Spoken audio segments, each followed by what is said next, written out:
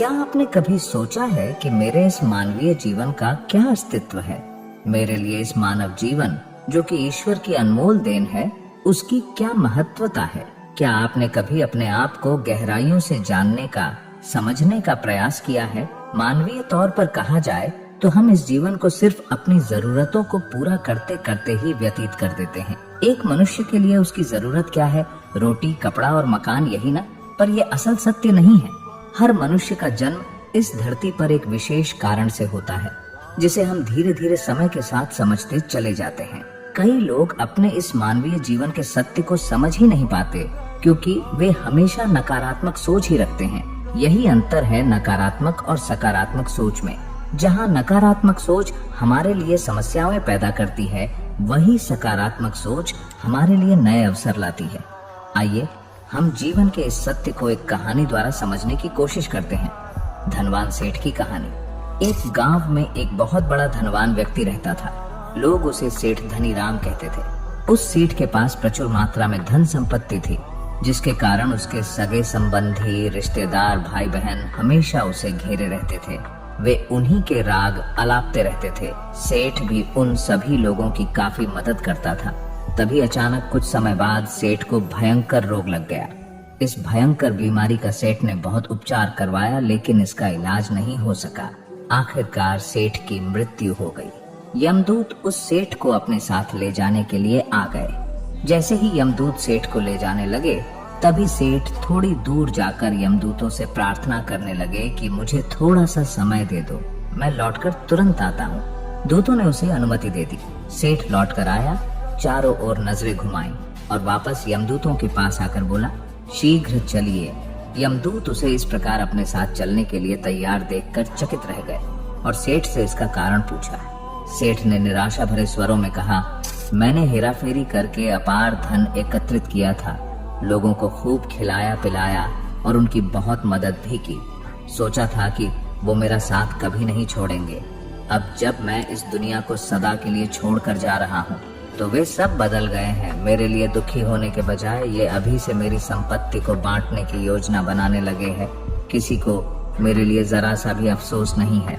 सेठ की बात सुनकर यमदूत बोले, इस संसार में प्राणी अकेला ही आता है और अकेला ही जाता है। इंसान जो भी अच्छा या बुरा कर्म करता है, उसे इसका परिणाम स्वयं ही भुगतना पड़ता है। हर प्राणी इस सत्य को समझता तो है, पर देर से।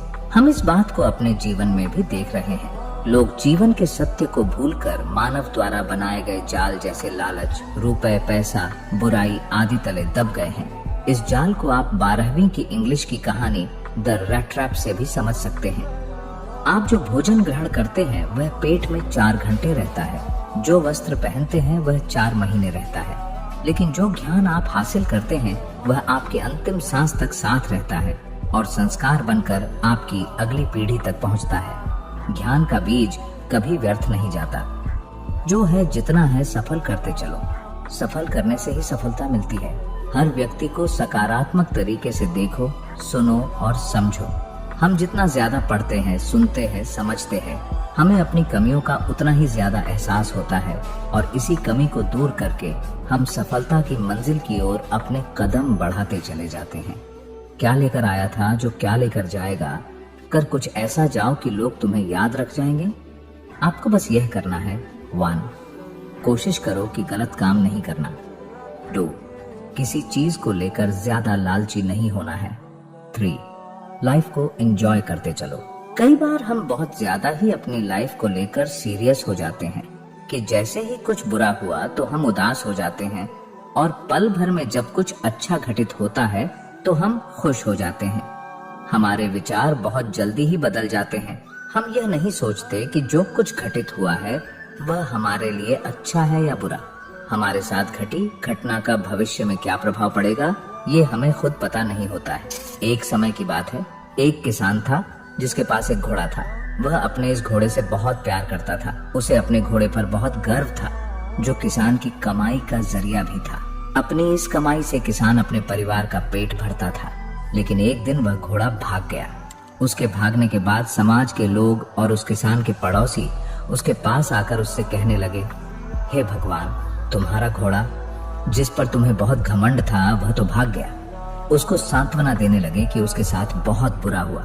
लेकिन किसान ने उसका जवाब बहुत ही सहजता से देते हुए कहा, हाँ, बहुत बुरा हुआ। फिर अगले दिन घोड़ा वापस आ गया। लेकिन सिर्फ घोड़ा वापस नहीं आया, बल्कि वह अपने साथ 3 जंगली घोड़े भी लाया। फिर उसके पड़ोसी उसके पास दौड़ते हुए आए और उस किसान से कहने लगे, आपका घोड़ा आ गया और अपने साथ 3 और घोड़े भी लाया है। ये तो बहुत अच्छी बात है, आपकी किस्मत तो बहुत अच्छी है। किसान बहुत खुश हुआ, उनकी तरफ देखा, फिर उसका जवाब बहुत ही साधारण रूप से दिया और कहा, हाँ, शायद। कुछ दिनों बाद किसान का बेटा उसी जंगली घोड़े में से किसी एक को काम के लिए उपयोगी बनाने की कोशिश कर रहा था। लेकिन इसी कोशिश के दौरान घोड़े ने उसे जमीन पर पटक दिया और उसका पैर बुरी तरह से टूट गया। उसके पड़ोसी उससे कहने लगे, उस पागल घोड़े ने देखो तुम्हारे बेटे के साथ क्या किया, उसका पैर तोड़ दिया। ये तो बहुत बुरा हुआ। किसान दुखी हुआ और फिर से उसी तरह जवाब दिया और कहा, हाँ, शायद मेरे बेटे के साथ गलत हुआ। अगले दिन सेना के कुछ जवान उस किसान के घर आते हैं जो जंग छिड़ने के कारण नए जवानों की भर्ती कर रहे होते हैं। उसमें से एक जवान ने किसान के बेटे को देखा और बोला, इसका तो पैर टूटा हुआ है, हम इसे सेना में भर्ती नहीं कर सकते। और वे जवान गांव के सभी लड़कों को लेकर अपने साथ चले गए। यह जानकर उसके पड़ोसी और बाकी गांव वाले उसके पास आए और बोलने लगे, तुम्हारे बेटे को तो जवान जंग के लिए नहीं ले गए, तुम्हारी किस्मत तो बहुत ही अच्छी है। इस आखिरी बार भी किसान ने फिर से बड़ी सहजता से कहा, हाँ, शायद। इस कहानी से हमें यह प्रेरणा मिलती है कि हमारे लिए चीजों को नकारात्मक ढंग से सोचने में जरा भी समय नहीं लगता है। जब भी कुछ हमारे अनुकूल नहीं होता तो हम उसे बुरा ही समझते। लेकिन सच बात तो ये है कि कोई नहीं जानता कि जो हमारे साथ घटा है वह बुरा है या अच्छा। इस कहानी में भी किसान के भावों में परिवर्तन परिस्थितियों के कारण होता है। बुरी परिस्थितियों में वह नकारात्मक हो जाता है और अच्छी परिस्थितियों में वह सकारात्मक। इन नकारात्मक और सकारात्मक परिस्थितियों के बीच के समय में धैर्य रखना बहुत जरूरी होता है।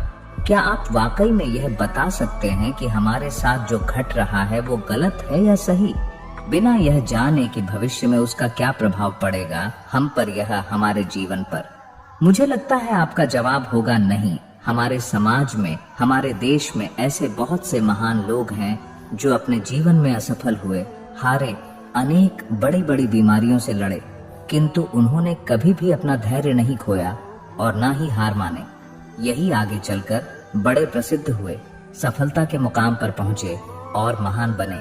हमारे बड़े बुजुर्ग सही ही कह गए हैं कि जो होता है अच्छे के लिए ही होता है। ये छोटी सी लाइन हमें बहुत कुछ सिखा जाती है और ये बात हमें कभी नहीं भूलनी चाहिए। हमेशा कोशिश करते रहो, जीवन के पथ पर निरंतर आगे बढ़ते चलो। आपको बस ये करना है, किसी बात को लेकर ज्यादा परेशान नहीं होना है, अपने आप को शांत रखना है, अपने काम से काम रखना है। जो हुआ अच्छा हुआ, जो होगा अच्छा होगा।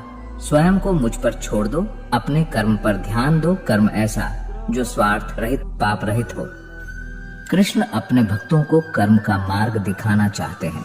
वह कहते हैं, अपने कर्म समाज के प्रति और मानव कल्याण के प्रति केंद्रित करते हुए करो, बाकी फल की चिंता मत करो। उन सभी कर्मों को मुझे समर्पित करो। इस मार्ग को अपनाकर तुम मुझे प्राप्त कर सकते हो, मेरे प्रेम का भागीदार बन सकते हो। तो दोस्तों, ऐसे ही नई नई प्रेरक बातें सुनने के लिए वृंदावन वॉयज चैनल को सब्सक्राइब करें और कमेंट में लिखें, जय श्री कृष्ण।